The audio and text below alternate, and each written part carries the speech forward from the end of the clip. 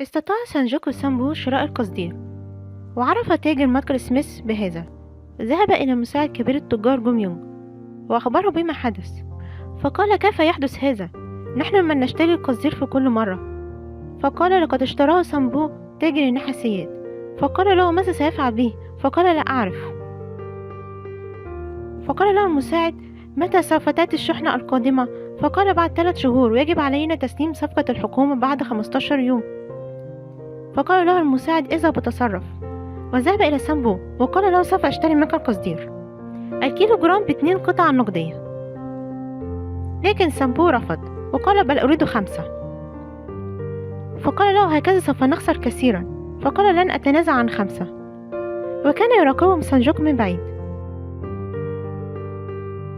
فذهب تاجر ماكر سميث وهو غاضب، وذهب وأخبر مساعد جوم يونغ. فقال: إذن سوف نقدم رشوة للمسؤولين عن صفقة الحكومة لتأخير موعد التسليم لحين وصول القصدير بعد 3 شهور.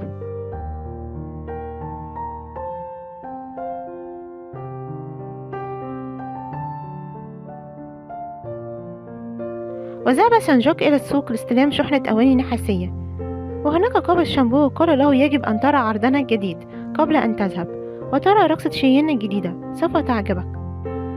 فانتظر سانجوك ليرى، وكانت دايونج أيضا في السوق ورأته من بعيد. وبدأت شيين في تقديم فقرتها، وكانت تنظر لسانجوك بإعجاب وهو أيضا.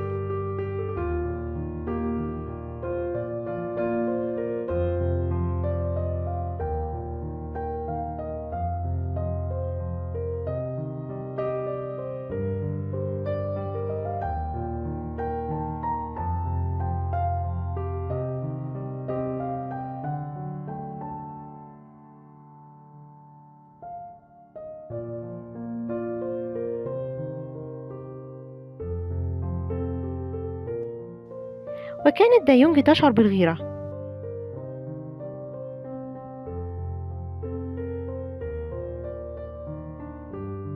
واستمرت شيين في تقديم رقصتها وهي تنظر إليه بحب، لأنه أنقذها وكان يدافع عنها.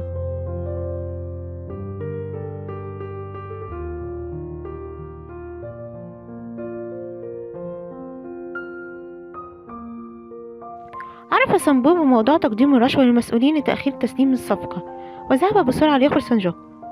فقال له: كيف يحدث هذا؟ هكذا سوف يخسروا مصداقيتهم. فقال سامبو: نحن في ورطة، ماذا نفعل؟ هل أذهب إليهم وأعطي لهم الكيلو جرام بقطعة واحدة من النقود؟ فقال له سانجوك: لا تفعل هذا، أرجوك سيدي، انتظر قليلا، أرجوك.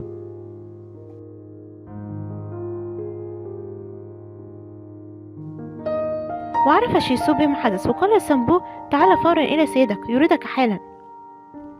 ماذا سيفعل سامبو جانسوك في هذه الورطة؟ انتظروني الفيديو القادم إن شاء الله. لا تنسوا إعجاب الفيديو والاشتراك في القناة. أحبكم في دي.